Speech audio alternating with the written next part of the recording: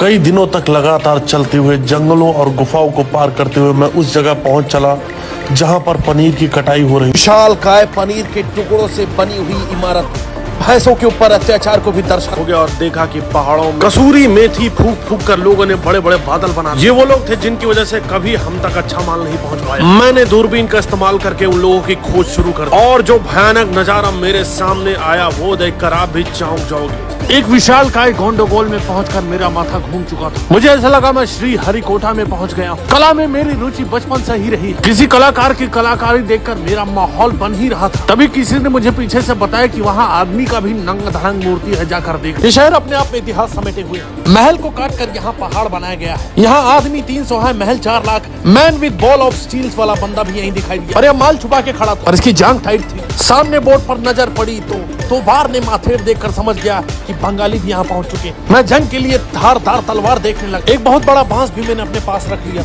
न जाने कब इसकी जरूरत पड़ जाए। इस शहर में एक अजीब सी कैफियत, लोग एक दूसरे से जलते थे। एक टकला दूसरे कम टकले का बाल भी छीन दिया। मैं शहर में एकला चलना शुरू कर दिया। शहर में इंसानों की भरमार थी पर कुकुर से खाली। हंसी मजाक लोगों का स्वभाव बन चुका था। कुछ लोग तो 24 घंटे हंसते थे। यहाँ फीमेल गाइड भी लोगों को रास्ता दिखा रही थी। छाते के नीचे ये सुंदर लड़की।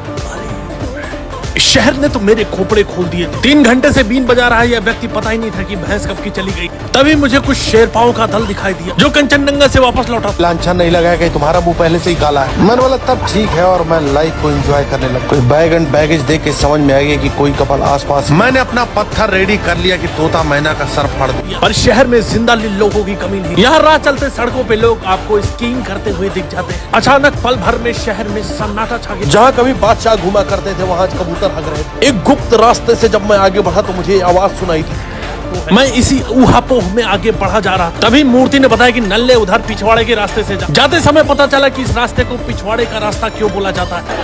और रात होते ही हमारी कन्वर्सेशन ये हो जाती है।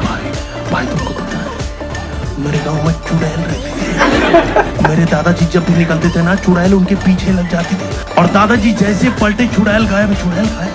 चुड़ैल डरा रही कि डर रही समझ नहीं आई। मुझे चुड़ैल का हटाओ, मुझे दादाजी का बताओ। मुझे बताओ कैसा मुंह था तुम्हारे दादाजी